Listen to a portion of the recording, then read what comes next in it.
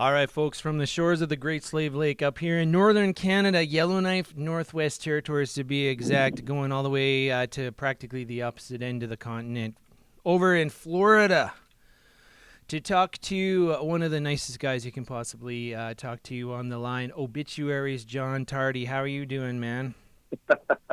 I am doing great, man. It's good talking with you. Yeah, no kidding. Now, I know, I'm sure this has been brought up over the, 30 some odd years that you guys have been a band, but I mean, considering the fact that you're called Obituary, you and Donald seem to be the nicest, most down-to-earth people, and then here you go on stage and sing about chopping people in half. It is a little bit strange, especially when you look at where we live in Florida down here, and Sunday and we're boating and hanging out and stuff. It's kind of a complete contrast as to how we are in regular life. But I think it's fun. Maybe that's what makes it fun for us. You get up there and kind of play rock star a little bit and get to do something a little bit different. Yeah. But that come home and just kind of get back to a regular type of life. But maybe that makes it exciting for us. I think, if you think about death metal and that classic, Florida sound, you being the frontman, I mean, you get to do the cool stuff, get the foot up on the speaker and, just really, growl those notes out. And I mean, I'm envious of you, man. Yeah. I'm truly jealous of what you get to do on a regular basis. It is. You know what, man? It's been quite awesome. We're really fortunate to be able to, because we started at such a young age, Yeah. and really just not something we kind of planned on doing, not nearly as long as what we have. So, for our new album to be doing as good as as it has been doing, this long, and the fans that have been supporting us, No kidding, we're yeah. really, really fortunate. I can tell you that, and it's just been an absolute ball here for the whole time. So Yeah, well, and there's, I mean, this is an obvious statement, but I mean, there's five of y'all, and three of you guys have pretty much been together for the majority of that 30 years. I mean, what is the secret to that relationship and that longevity? yeah, well, I mean, it's awesome. One of them's kind of my brother, so I'm kind of stuck having to hang out with him whether I like them or not. Trevor's, I think of him no different as my brother. I mean, I've known him. He was actually one of the first people we meet when we first left Miami, like right around 1980, and moved up here to Tampa. When we moved in, Trevor lived in our neighborhood, and he was one of the first people we met. And it was just interesting because none of us were really in any band. None of us played any instruments at the time. I think Donald may have played some snare drum in the school, and that was about that kind of the extent of our music abilities. Yeah. But we would cruise through the neighborhood. Like you heard Nasty Savage guys jamming in like Ben Meyer's garage and stuff, Yeah, and yeah. we instantly took a liking to that. And it really what kind of got us into wanting to do that. So I remember Trevor was like, I'm just going to buy a guitar. And then, we'd have to go to a friend's house that had a drum set. And then, Yeah. when they start jamming, I would just kind of start singing. And that's really just how it started. And it's really cool for us all to be together. Frank, our bass player, was with us for a long, long time. And, of course, he passed away. So it would be, a difficult thing to have him still in the band. And then, we had a couple guitar players. Al's got lots of problems. And a couple of guys that kind of filled in from time to time and did some work with us. But, Yeah. I'll tell you right now, I mean, we couldn't be happier with the lineup. Terry Butler, I've known him since before we even started jamming. He was just a friend, in the neighborhood kind of person. So, I mean, he's really, I've known him for so long that it just feels like he's been here the whole time. For sure. And then, of course, we've known Kenny for years and years. He's been teching with us and working with us. And then even filled in on bass one time, filled on guitar one time we needed him, and things like that. So, that was just interesting because when it came to, time where we were like, okay, we needed a guitar player, we didn't even have a conversation about, okay, what are we going to do? Who are we going to get to do this or hey, whatever. It was just like, okay, yeah, I guess Ken's going to do it kind of thing. And it just, I think it worked out tremendous. Yeah, but what a tight sure. band, man. We're really having a good time, and things are going really good. So we're real happy. You're releasing things a lot quicker, right? I mean, you had the live album 10,000 Ways to Die just come out not too long ago, and now, as of March 17th, is self-titled. So, I mean, if that's not an indication of how well the two new guys are doing, then I don't know what is. Yeah, I mean, we kind of go up and down really in the past. I mean, I think we kind of from slowly rot, to cause of death. I think those are pretty quick, and even the incomplete. I think those all went relatively close to each other. But we've had other albums. I know, like before Frozen in Time was a real long time, and before Back from the Dead, maybe was a really long time. Somewhere 5, 6, 7 years sometimes between a couple of those records. But it's just. Yeah, it's just kind of the way we like to do things. If we feel like jamming, we jam. If we feel like writing, we write. We feel like touring, we tour. And if we don't, then we don't fight the system. We don't fight what we're doing, and just to kind of go out and do something, And I think a lot of bands might do that. They feel like they have to go do this and they have to do that. And maybe sometimes things don't always work out for you in that situation. At least it doesn't feel like it would for us. So we like to let it come to us, and it works out good when we kind of feel like doing stuff. We do it. So, did that Florida death metal scene get choked out by grunge in the 90s? Did you guys have the same problems that some of those bands, like maybe Anthrax, had? Or were you guys just so much in your own space? I don't know. I mean, I know there was that break, before Frozen in Time. I know that was one of the times. That may have been the longest period of time between albums of ours. And I just remember taking a step back, and I kind of, we didn't get a whole lot coming our way. It wasn't like people kept calling me every day saying, hey, you want to play this or you want to do that? And the record labels weren't calling us and saying, we're going to do a record kind of thing. We just kind of took a step back, and it seems like everything took a step back with us. And maybe that's largely because I wasn't just following and getting that close. It was nice to take a step away and get back to a regular life for a little while. Yeah. But, and a lot of people then, it's kind of rumors that we broke up and stuff like that, which wasn't the case. We just got busy doing other things. I know Donald started doing some Andrew WK stuff. Trevor had a little catastrophic stuff going on. And I just, I'm just busy doing other things. And, but it was just always a matter of time. We knew it and we felt like doing it. We just did it. And, we'd still hang out and watch football and stuff together. And it was just like, one day it was like, hey, you guys want to go ahead and, do some jamming or some writing? And we're like, sure. And then, that's it. We kind of got right back in the swing of things and really have been really busy since then. So, yeah. Well, speaking of those grunge acts, like, 2 of them now are in the Rock and Roll Hall of Fame. Now, I mean, this is like such a incredible stretch, perhaps, but you guys put out Slowly We Rot in 1989, which means it's been 28 years since your first official full-length release, which actually means that you are currently qualifying to be inducted. Do you think, in any stretch or scope of the imagination, doesn't have to be Obituary, but any of those Florida bands could ever possibly even remotely be considered, and then which one would it be? I don't know. I don't know about the Florida bands. I mean, I think that the only band I think that you could possibly put out there as a stretch to maybe making the Rock and Roll Hall of Fame, if it's even a possibility, it would be somebody like Slayer. Yeah. If they were able to go into a music such as extreme and put somebody like a Slayer in, then hey, maybe down the road. But I don't know. I mean, it just doesn't even feel like us, to be honest with you. Yeah. Maybe what we should do is just here in Florida start a heavy metal Hall of Fame. That's and not a bad open idea. that up, and then we just start our own club, and we go ahead and get Celtic Frost, and we get Slayer in there and get it started, and then let the fans vote from there. I think, death metal is a very misunderstood genre, and especially you guys, down in the, original Florida Death. I don't think, the people that run the Rock and Roll Hall of Fame have any clue as to how much influence you guys have exerted, and just the scope of it, right? When we first started doing this, I mean, I think we were all well aware of the fact that, when you play this extreme type of music, you're just not going to become the mainstay.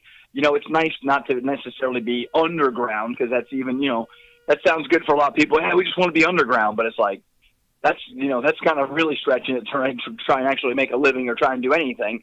But to try and get thrown into the mainstream, it doesn't necessarily have to be for us. We're kind of cool with the way things roll for us right now. Yeah. Well, and you guys, you just came off a big North American tour, eh? I think you were everywhere. Yeah, we did. I don't remember 25 shows or something like that with Creator in America. Yeah. And that was great. Well, I went through Canada. We did like 5 shows up there in Canada.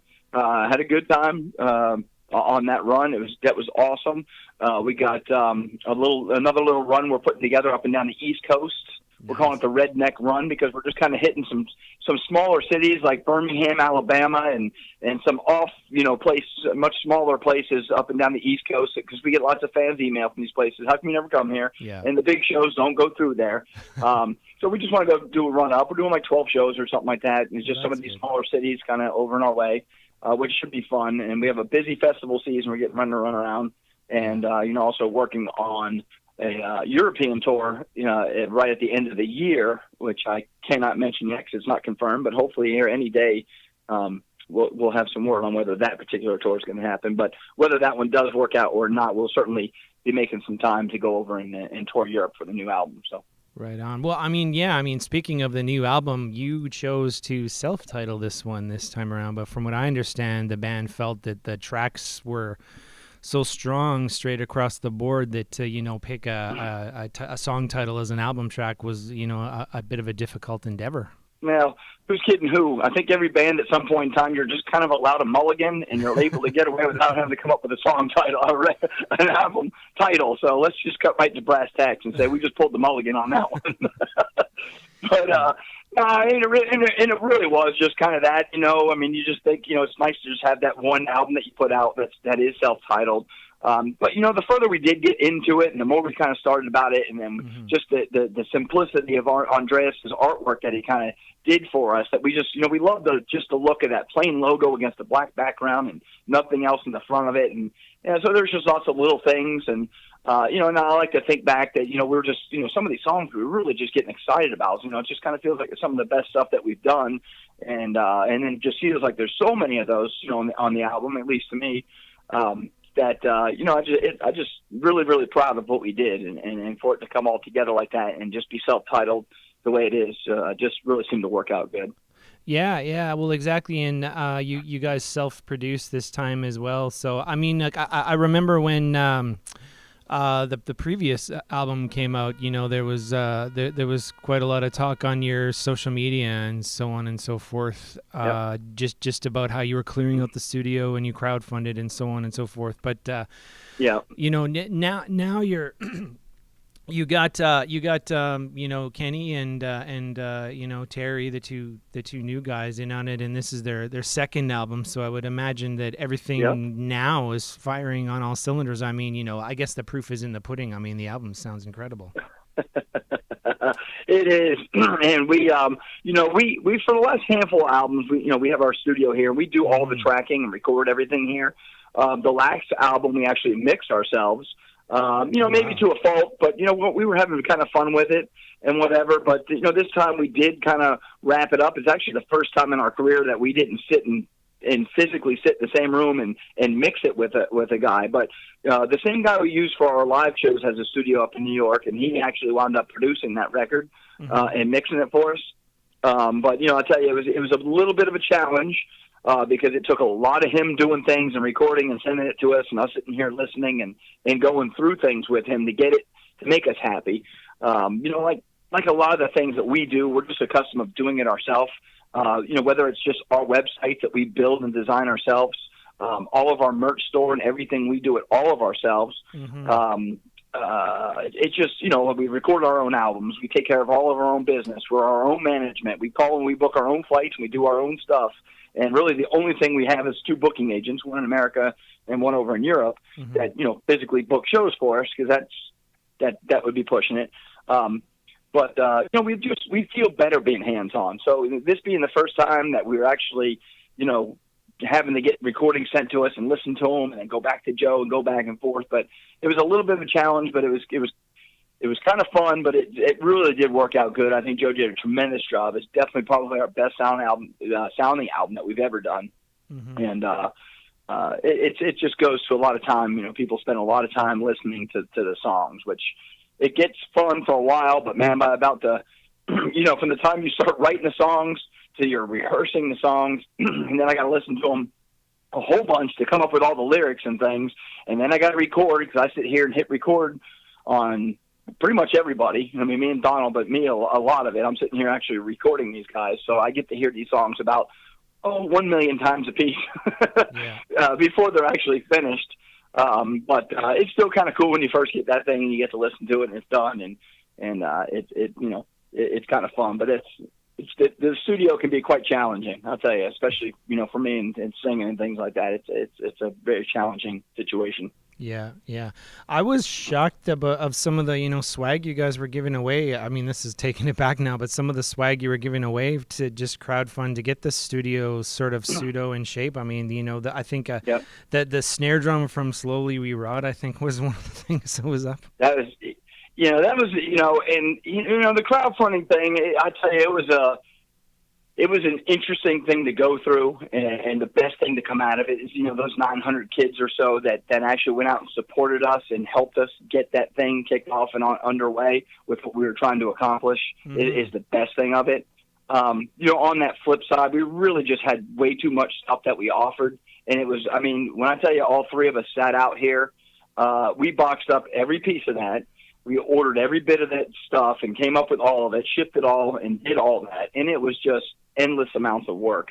Yeah. And I want to say I think I spent $6 or $7 grand just at the post office mailing stuff out.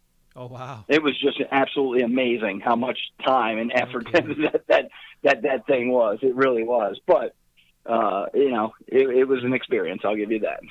Now, I'm assuming that you didn't go that route this time, and, pretty much what you're saying is part of the reason why. Yeah, no. I don't know how much time you have, but I'll get into this a little bit if you'd like to hear it. Do it. Okay. We, the last album, Ink and Blood was not the first time that we kind of considered doing an album on our own. Mm-hmm. Okay. Trevor and I sat down a few albums before that, and, it started off with like, let's just do this thing on our own. We got the internet. Really, what do we need? There's not very many record stores anymore as far as that goes and this and that. And we would kind of get into it a little bit. And then we'd back out, and we'd go sign a record deal, and we had the album come out. And then a couple of years later, we're like, okay, let's do this one on our own. And then we'd get a little bit further, okay? We'd start having taller and taller stacks of paper with things that we got to get done and how we're going to handle this. And each time we'd get more and more involved with it. Well, by the time it came to Ink, we were getting darn close from literally just pulling the plug and doing the entire thing by ourselves. But you kind of run into the biggest problem you run into is with the distribution, because what we kind of learned is you don't just call these guys up and say, hey, man, I got some CDs out in my car. Can you guys, distribute them for me? And it's like you learn real fast that that's not the way things work. They want to work with record labels that have catalogs and catalogs of music, and they put together all kinds of packages. There's just a whole lot of stuff that just gets, you really need the catalogs of music and stuff to work with them. So, probably the best thing that came out of that was the fact that we met Relapse in this situation. Yeah. And Relapse was just kind of like, hey, look, you guys, if you guys want to do this on your own, just if there's something we can help you with, we'd be happy just to do that.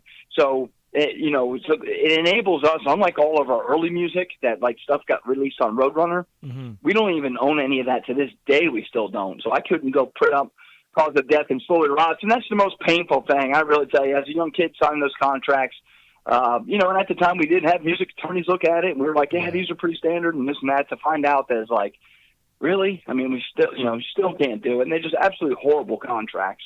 Well, now we maintain all the ownership of all the music. We can do anything we want whenever I want, and I'll print up any CD, any album, anything that I want. And Relapse is totally down with that. Not that I don't have to, because they're helping us do that, but they were so cool about doing whatever it is we needed. So just to be able to use their distribution network that's already in place, mm-hmm. and then to help us with the marketing, which is just another major undergoing, as far as just reaching out to all these websites and radio stations and webzines and magazines and whatever, all the people, to get all that together and have those guys down like at Relapse and have that team that's done that before. They got all the contacts and do that. Those are just two such big things that would just weigh on you. We'd literally spend so much time doing that, it'd be impossible to be on the road and doing anything. So the relationship with Relapse was just, it worked out really good for us, and we're really, really happy with that. So. Yeah, I know that's great. I remember you saying in a previous interview that Roadrunner has control of the classic three releases. And obviously Roadrunner's gone now, and it's actually been bought by Warner Brothers. Owns it all now.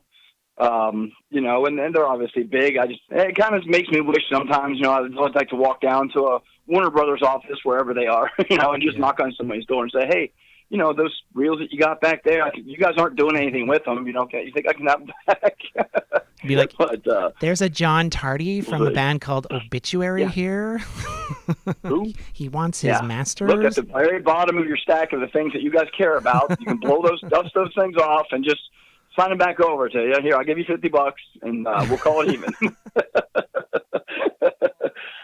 Now, just, you know, bringing the conversation, you know, full circle, you know, personally, and I've always said this to, you know, anybody that would listen, you have one of the most unique voices, bare minimum, in death metal, and you've been doing this thing for 30 years. I mean, like, what do you do to just keep that, you know, vocal instrument in singing shape? Now, I mean, it sounds funny to ask a guy that does what you do, but I mean, you have to be worried about things like nodes and stuff like that, wouldn't you? I don't know. I mean, you know, I've never had any problems. That's, you know, I've never had any problems. I think there's literally in my career, there's been about 2 songs or 2 shows, you know, like back to back that I wasn't able to sing because I was just deathly ill on the road one time, and I was like, dude, I'm just out, man. You know what I mean? I just had that just so sick. You know, other than that, but yeah, and I don't even know. I mean, yes, obviously it's a whole hell of a lot more extreme. But you know, even when you look at any other type singer, okay, like anybody else, you know, I don't know if anybody's voice. I mean, I think genetics might have something to do with it. You know, you hear some people that can, you know, they just talk for a couple hours and their voice can get all raspy. Yeah. You know, whereas, you know, if you got like radio guys, let's just say you sit on the radio and talk for hours and hours at a time, I think your voice strengthens to that, you know, as you go. So, I mean, those are 2 kind of little things that, you know, it's just the nature of what you do. You know, if you happen to sit in the library and you don't talk all day, or if you sit and talk on a radio all day, you know, your voice is going to be a whole hell of a lot stronger than somebody else, you know, in that situation. But you know, I think all singers, you know, and especially, you know, maybe even some blues singers that sing real heavy, you know, they scream a lot and sing real heavy and whatever. But especially metal singers and rock singers, you know, you certainly use your voice a whole hell of a lot more than it's probably intended to. Yeah. So I just know for me, you know, it kind of starts with, and depending on how long I've been home, you know, when we do end a tour, I kind of just rested. I don't sit around and do a whole lot of singing when we get home. I really let that thing rest. And then I just kind of start up a few weeks before we leave, and I start off real slow. You know, I just might come out here and sing, you know, like half volume, half intensity, and just sing, you know, maybe 1 or 2 songs, and then that's about it. And the next day I come in and I sing, you know, maybe 3 or 4 songs, and then, you know, I might rest a day and then come back, and then I wind up adding more songs, and then I start adding more time and more intensity every time, so that by the time we hit show number 1, you know, now I've kind of really stretched my voice out. I've kind of worked on the conditioning. I get myself kind of really prepared for that first thing. Mm-hmm. Because, you know, if I sat around for a month or month and a half at home and then just show up at the first gig and just went for it, I'd probably have, you know, I would probably, you know, trash my voice in one night if you look at it that way. Yeah. So I know for me and what works for me, it just seems reasonable that most people would kind of go through the same thing. But I know that gradual, you know, start off nice and easy, don't sing a whole lot, and then you slowly build all the way up to your tour. And then once you do get on tour, it's important for me to go ahead and I sing at night. And then during the day, I kind of just stay to myself. I kind of stay quiet and just rest the voice as much as possible. Mm-hmm. You know, and then that's just kind of how the tour goes. And then the tour ends, and now you go back to rest. And then you don't really do anything and just let your voice kind of go back to normal and do what you do. And that's just kind of what's worked out for me. Yeah. So, yeah, that's definitely important. Well, listen, man. The brand new album, which is brilliant. It's self-titled. Came out March 17th on Relapse Records. Yep. Just an amazing record. You got to go check it out. Most tracks, I would say, are probably sitting between the 3 and 4 minute mark, and they pummel you like, you know, only Obituary can. Nice. Thank you so much for that. Yeah, they kick your ass for 3 minutes, and then you get a couple seconds of breather, and then they're right back at you again. Exactly. it's like getting your ass kicked, but getting I'll buy you a beer at the same time kind of feeling. It's nothing personal. Nothing personal. We're just gonna kick your ass, and then we'll go out for a beer after. I'm gonna kick the crap out of you, but I'm gonna hand you a cold beer. You'll be all good, man. Right on. Well, like I said, it's always a pleasure and an honor to speak with you, John, man. And I look forward to several more conversations in the future. I guess it goes without saying that you guys are welcome on Do You Know Jack Radio Show anytime you see fit and desire. All right, thank you so much, man. Bye-bye. See you, brother.